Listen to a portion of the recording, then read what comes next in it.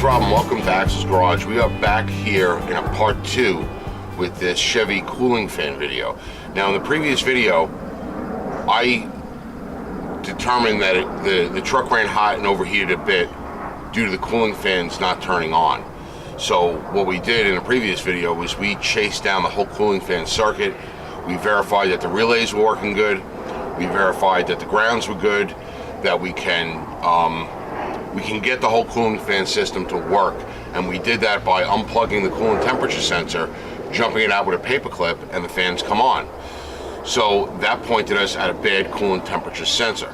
So we replaced the coolant temperature sensor, made sure we were topped off on fluid, and figured we had a fix. Didn't even, we finished the video at that point.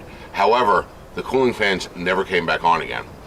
So I assumed or guessed that I probably bought a bad coolant temperature sensor out of the box, because again, I unplugged it, jumped the terminals, and it turned on. However, the gauge was reading not that accurate, which we know that the factory gauges really aren't all that accurate. But I replaced the coolant temperature again. The first time I used an AC Delco, the second time I used an OEM, same thing. Coolant temps seemed to be normal, however the fans weren't turning on. So what we drove it around for a while. Now, because I only work about a mile from home, I'd start it up, and it's been cold here in New York, and I'd start it up and I'd let it warm up for 10-15 minutes, get in the truck. It still wasn't fully warm, and by the time I get to work, it's not fully warm, but it felt like I had a little bit of heat. I didn't expect a lot of heat because it wasn't fully warm by the time I got to work or by the time I got home. Never really drove the truck for an extended period of time, and I think that's what killed my troubleshootings. Now I'm fixated on the fans. Why aren't the fans coming on now? I replaced the coolant temperature sensor, the circuit is intact, everything is good. I was beating my head against the wall, thought maybe I might have a computer problem, because the coolant temperature sensor sends a signal to the computer, which is supposed to send a signal to the relay pack for the fans, giving it ground, turning the fans on. So assuming I had some kind of computer problem, I kind of let it go for a couple weeks until I drove on a cold day on the highway. Up on the highway for about 20-30 minutes, I'm freezing my butt off. I have no heat whatsoever. Although my temperature gauge read at about 190 degrees, which this thing has 187 degree thermostat in it from the factory, so that sort of looked right, but however I had no heat. So I plugged in the scan tool to the OBD reader to get a scan tool reading on what the engine coolant temperature was, and what was it? 158 degrees. So either I have a stuck open thermostat, which could possibly is the reason why we're not turning the fans on, or the previous owner or the previous owners, somebody might have installed one of those Motorrad fail-safe thermostats. Now I always thought a fail-safe Motorrad thermostat meant that when it failed, it always failed open, never failed closed, so you didn't overheat and you always had good flow going through. However, when I did a little research on them, they open up, they have a temp sensor in it that opens and closes, but when it gets to a certain temperature, which they don't tell you what it is, an overheat condition, they fail open, but they lock open. So that thermostat locks open and it never closes again. It's a one-time use kind of thermostat. So could I possibly just have a stuck thermostat? Yes. And could I have a thermostat that's a fail-safe that's in there, that's locked open? Yeah. We're gonna find out, because I'm gonna replace this thermostat, because now I'm freezing in here because I really don't have good heat. So the first step was just to remove the air box. Right, real simple, off the throttle body. Worm clamp on the throttle body, worm clamp on the mass airflow, get that up and out of the way, and you could get right down here. Robbie's on the camera today, the big dummy. And you got your thermostat housing here, one 10mm bolt on top, one underneath, and then I already loosened my clamp. I slid it back on my lower radiator hose. So you're gonna have to drain the coolant. We got a pan under the truck. I'm gonna pop off the low hose, let the coolant drain, and then we'll pick it up from there. These things tend to rust a little in there, so be ginger.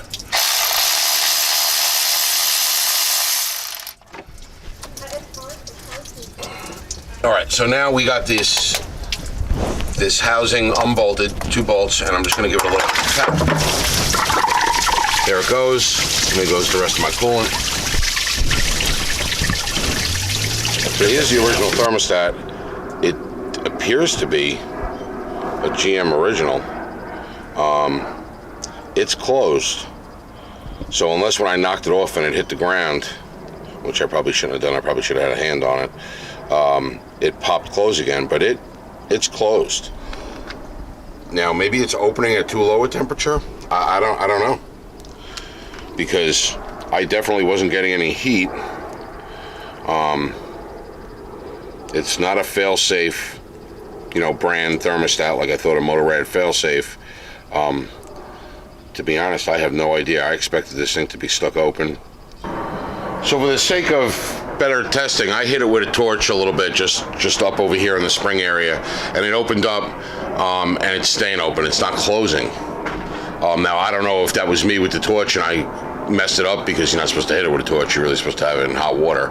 But I was just trying to do an easy way, and now it's stuck open. We bang it a little bit as it cools. See if it closes. I don't know. Either way, we're replacing it because we didn't have heat, and chances are it's going to be that thermostat. I would have bet the farm that thing was stuck open. But we'll have to see. Let me get the new thermostat and housing, and we'll get it popped in. These do come just a thermostat that you can sort of slide these ears out of the bracket there, or you can buy the whole housing. It was like $12 for the whole housing with the thermostat. I went that route because I didn't know how corroded this might be or might not be. Let me grab that and we'll be right back. I'm just spraying a little brake cleaner on a rag and just wiping off the mating surface. There's no gasket or anything. It's an O-ring, so that mating surface doesn't really get dirty like it would with a old style thermostat with a paper gasket where you gotta scrape it off or anything like that. So I got that clean, the bolts. I cleaned off the threads on the bolts on the bench grinder, because this is New York and everything gets rusty, and you're taking these steel bolts and you're putting them into an aluminum housing. They tend to oxidize. So what I will do, and I know a lot of people hate that I do this, but I will do this, is take a little of my synthetic white lithium grease, and I'm just going to cover the threads of the bolts nice. And I'm going to put them both right here. Hopefully they don't fall in by the headlights. Now they're covered up nice as well. Now I have my new housing. All right, same as the old one. You got a rubber O-ring in here. So you got to make sure that rubber O-ring is in the groove and it doesn't fall out. So what I will do again on that rubber O-ring is a little bit of white grease in that groove to hold the rubber O-ring, so that while we're assembling it, you don't tear it and it doesn't fall out of the groove, because that would leak. And if it leaks and you got to do it again, you could reseat it or get a new O-ring or whatever you want to do. However, the cost of coolant or antifreeze these days has really gone up. It's like, what, if you could get it on sale, it's $17.99 a gallon around here, which really sucks. So the O-ring's in where it's supposed to be. I got my top bolt, my bottom bolt. I'm going to do my bottom bolt. I'm going to switch the bolts because the top bolt was rusted more. So I'm going to put top bolt in the bottom bolt in the top. So my O-ring's in place.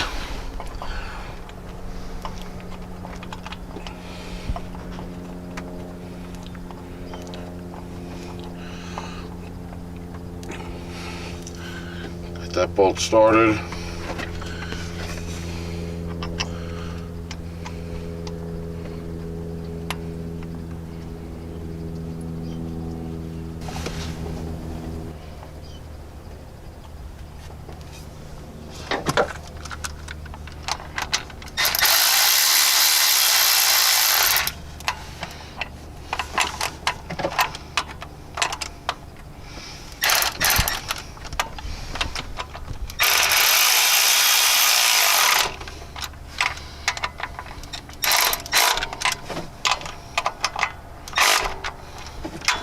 All right, I'm gonna get a little ratchet. And I'm gonna tighten it up by hand because I don't trust power tools when it comes to tightening something like this. Have those you do just snug or? Yeah. If I had to guess, the torque spec would probably be about 15 pounds or so.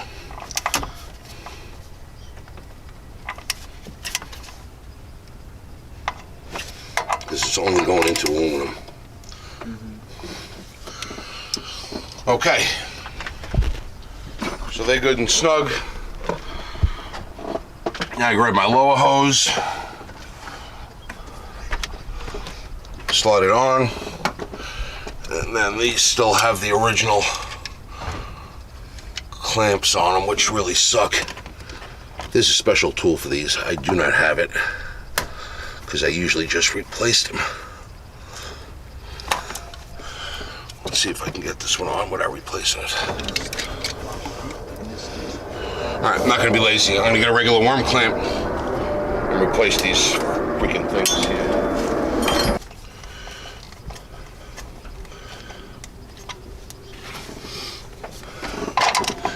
Should I pop the chrome off now? You gotta do it carefully. No, because I don't want to. Yeah. You can, but you gotta do it. You gotta get it like the ones that you gotta see how it's coming off so you don't break anything. Because I don't want it to like get it wet and for it to just pour out like it's been. Right. Okay. You recording? Yeah. Oh, okay. All right. So I put a worm clamp on it. I think we could start putting some coolant in. Start it up and see if we get some heat. Now, if it's not the thermostat, you see, we know we're not getting heat inside, but it's not from a clogged heater core because we know the engine temperature reading from the scan tool was only 158 degrees driving on the highway. Then I get off the highway, creeps up to like 164, 165. Then I drive again, it drops back down to 160. On the highway again to 158. The only time it gets up in the 180s is when I'm going from here to work, which is all lights. It's a 9/10 of a mile. So I don't think that there's a problem with the heater core. It's gotta be a problem with the thermostat. Can't figure it out. Well, hopefully we did figure it out and it was this. So let me get some antifreeze or coolant, depending on where you're from, right? Some people call it coolant, some people call it antifreeze. I did disconnect my return hose on my overflow just to make it a little bit easier. I was gonna ask what that was, Steve. Yeah. So we'll pop that in.